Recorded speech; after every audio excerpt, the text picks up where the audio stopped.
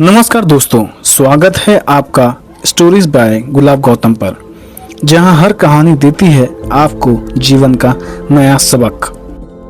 15वीं शताब्दी का भारत और वीरता स्वाभिमान की धरती मेवाड़, चित्तौड़गढ़ का एक विशाल किला आसमान को चीरता हुआ गर्व से खड़ा था। यह वही भूमि थी जहां वीरों ने बलिदान दिए, रानियों ने जौहर किया। इसी किले के रविनासी में एक मेवाड़ की राज परिवार की पुत्रवधू रानी झाली जिनका नाम था। वे केवल अत्यंत सुंदर ही नहीं बल्कि ईश्वर भक्त और धर्मपरायण भी थी। परंतु नीति कभी कभी सुख के सागर में दुख की एक बूंद गिरा ही देती है और वही बूंद जीवन को खारा कर देती है। रानी के साथ भी ऐसा ही हुआ। एक दिन उन्होंने अपने शरीर का एक छोटा सा सफेद दाग देखा। पहले ध्यान नहीं दिया पर धीरे धीरे वह दाग बढ़ता गया।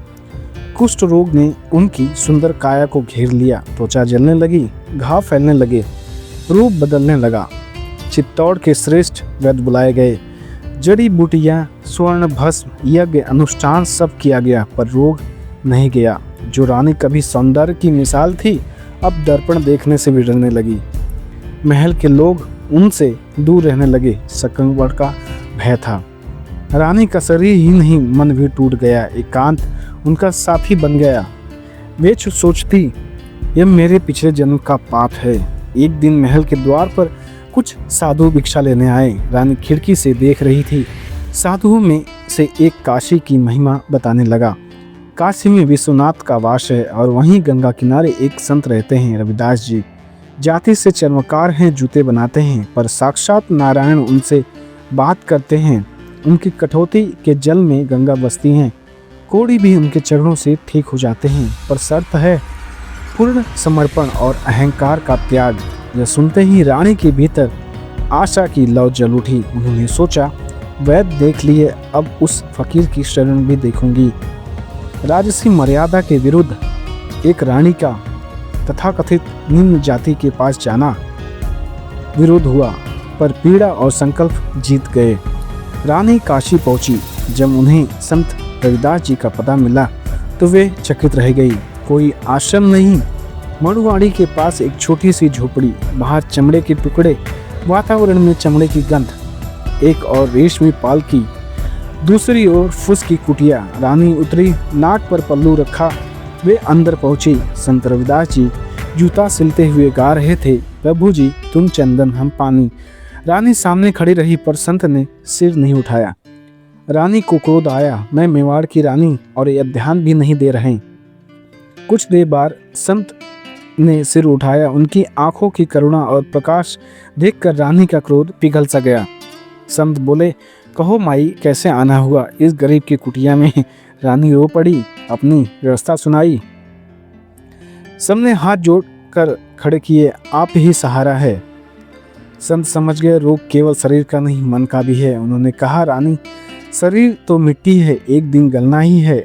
हरि नाम लो वही सत्य है। रानी गिड़गिड़ाई, मुझे शरण दीजिए।